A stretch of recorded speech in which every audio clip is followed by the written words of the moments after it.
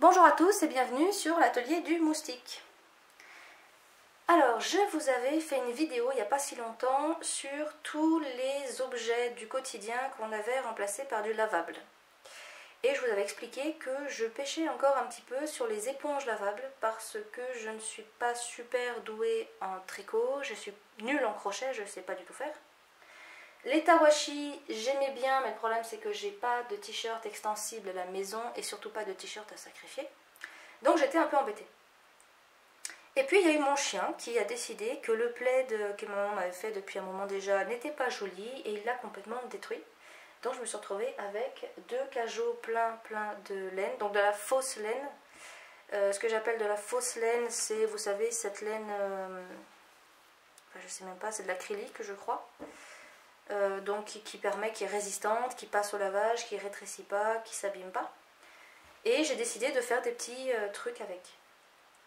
Alors, j'ai commencé par faire des éponges assez fines, avec juste 4 brins de laine très fine. Donc, vous voyez, celle-là est très fine, elle est très souple. Le problème, c'est qu'elle est trop large, parce que dès qu'on lave, vous voyez les petits mouvements comme ça, quand c'est plein d'eau, ça vous en met partout sur vous. Donc c'est assez dommage, et surtout quand ça, quand ça accroche, ça ne gratte pas. C'est vraiment quelque chose qui est bien pour les verres, pour la petite vaisselle fragile. Si vous avez des casseroles à récurer avec ça, c'est vraiment, ça sert à rien. Voilà, je veux pas, ça sert à rien. Après j'essaye de la grosse corde. Le problème c'est qu'avec des aiguilles de 3,5, c'était pas possible. J'ai cru que j'allais me suicider à coups de pantoufles. Donc c'est sympa, c'est à refaire. En plus le bout de corde n'était pas suffisamment grand, donc c'est, enfin voilà, elle n'a pas la tête d'Einstein, comment il s'appelle l'autre, de Frankenstein. Mais elle gratte super bien. La grosse corde comme ça j'aime bien, elle récure très bien, mais avec des aiguilles trop petites c'est trop complexe, donc il va falloir que je trouve des aiguilles plus grosses. Mais celle-là elle est pas mal du tout. Après je me suis dit, bon, vu que celle-là fonctionne bien, je vais essayer peut-être avec de la corde plus petite. La corde plus petite qui est grande comme ça. Donc là ça fonctionne très bien. Bon, c'est un problème pas possible à tricoter pour quelqu'un comme moi qui n'est pas doué, parce que c'est pas élastique.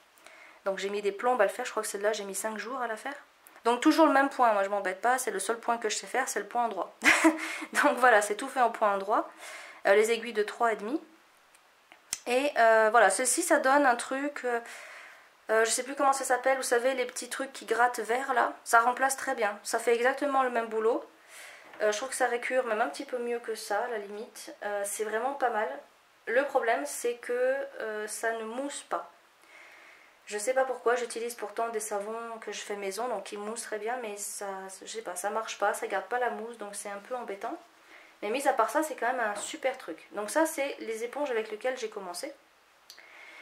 Et puis ensuite je me suis dit, bon, celle-là elle fonctionne bien, je vais faire la même, mais avec de la laine un peu plus grosse et à 4 brins. Donc 2 brins blancs, 2 brins violets.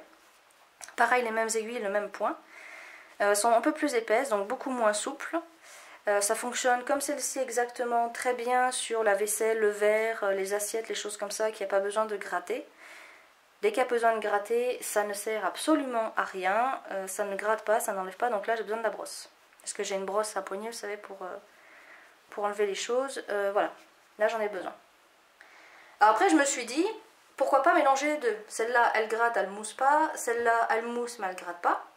Et j'ai sorti la collection mixte. Donc celle-ci je l'utilise déjà depuis un petit moment. Et celle-ci je l'ai fait il n'y a pas longtemps, donc elle n'a pas encore servi. Donc elle s'abîme pas forcément parce que celle-là je l'ai déjà utilisée pas mal, vraiment beaucoup, parce que j'ai fait pas mal de cosmétiques et de savon.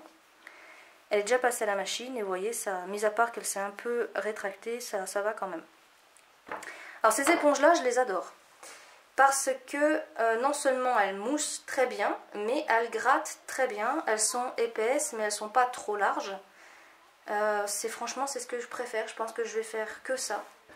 Celles-ci sont bien, comme je vous dis, pour des choses un peu fragiles, le verre, toutes ces choses qu'il ne faut pas rayer en fait, ou même pour faire le ménage, à la limite, pourquoi pas. Celle-ci est trop souple. Celle-ci ne mousse pas. Donc celle-ci, je vais les laisser de côté. Je les ai, donc je vais les utiliser, mais voilà. Et je vais faire que des comme ça. Donc là, c'est un brin de corde de chanvre avec 2 brins de laine. Donc de fausse laine. Et franchement, c'est quelque chose qui est facile à faire. Même pour moi qui suis débutante, je tricote vraiment très très doucement parce qu'il faut que vraiment je fasse attention à ce que je fais, même avec le même point. Celle-ci, j'ai mis 2 jours pour la faire, je crois, devant la télé. Dès que je me mets devant la télé ou dès que j'écoute de la musique ou que j'ai 5 minutes, je tricotais un petit peu. Et celle-ci, je l'ai fait en 3 jours. Donc quelqu'un qui tricote un peu plus vite que moi, et c'est pas compliqué de faire ça, vous allez le faire beaucoup plus vite. C'est rapide à faire, ça se lave très bien, je l'ai mis avec le reste de la machine, ça sort nickel. Et ça marche très bien. Donc j'ai réglé en partie mon problème des éponges pour faire ça, quoi. Donc moi pour l'instant je vais rester là-dessus, je vais me faire une petite collection. Et puis on verra au fil du temps si je trouve autre chose. J'adorerais mettre au crochet pour faire des éponges rondes, ça on verra un peu plus tard. Mais voilà, c'est l'alternative que j'ai trouvée.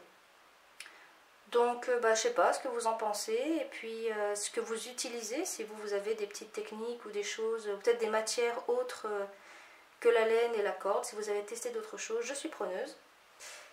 Et puis voilà, n'hésitez pas à nous raconter comment vous faites vous pour remplacer ces fameuses éponges qui polluent pas mal. Voilà, donc cette vidéo est terminée. Moi je retourne à mes petits trucs et on se retrouve bientôt sur l'atelier.